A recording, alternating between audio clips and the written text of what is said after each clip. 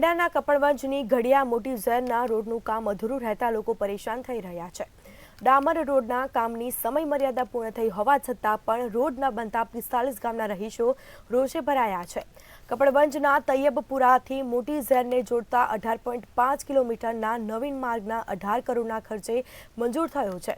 3 મહિનાથી ઉપરાંતનો સમય થયો હોવા છતાં પણ કામ પૂર્ણ કરવામાં આવ્યું નથી, જેને લઈને કપડવંજ તાલુકા યુથ કોંગ્રેસ પ્રમુખ સાંસદના સહિતના લોકોએ કપડવંજ ધારાસભ્ય રાજેશ ઝાલાને પત્ર લખીને જાણ કરી સમય મર્યાદામાં પૂર્ણ થાય છતાં કામ ન થતા જવાબદાર અધિકારીઓ સામે પગલાં ભરવા રજૂઆત કરવામાં આવી છે।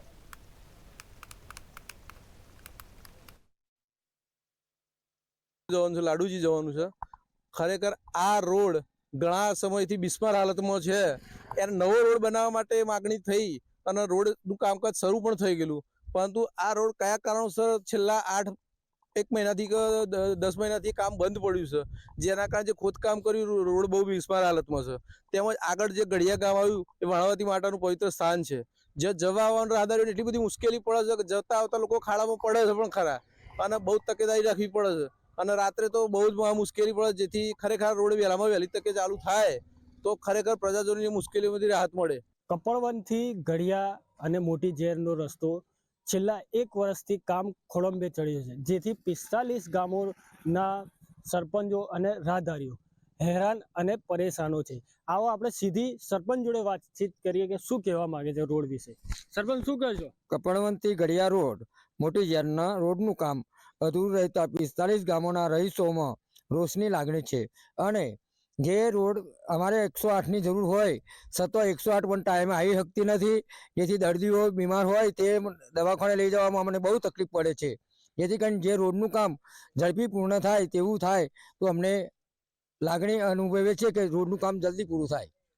આપણી સાથે બીજા સરપંચો છે, આપણે પૂછીએ એમને એ શું કહેવા માંગે છે। હું જગરૂપુર સરપંચ કાવુભાઈ, અને આ રોડ લગભગ કપાડવાથી ઘડિયા ઘણા 1 વર્ષથી કામ ચાલુ થયું અને તારનું બંધ થઈ ગયું છે। થોડું કામ કર્યા પછી તે તાત્કાલિક ચાલુ થાય એવી અરજી આપણી સાથે અહીંના રહીશો પણ છે, યુવાનો બી છે, આપણે સીધી વાતચીત કરી કે એ શું કહેવા માંગે છે। ભાઈ શું કહેશો તમે?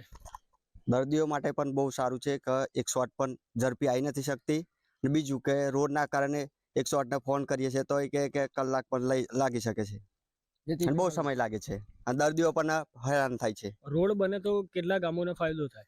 ઘણા 45 ગામોને પણ ફાયદો થાય, ઠેઠ મોટી ઝેરથી તે કપડવંજ સુધીનો। આપણી સાથે અહીંના રહીશો અને સરપંચો મંતવ્ય ન્યૂઝ જોડે જોડાયા હતા। આપણે સીધી વાતચીત કરી હતી કે કોન્ટ્રાક્ટર હોય કે અધિકારી હોય, શાના કારણે રોડ બનતું નથી તેવું સીધું આક્ષેપો કરી રહ્યા છે। આમિર મિર્ઝા, મંતવ્ય ન્યૂઝ, કપડવંજ।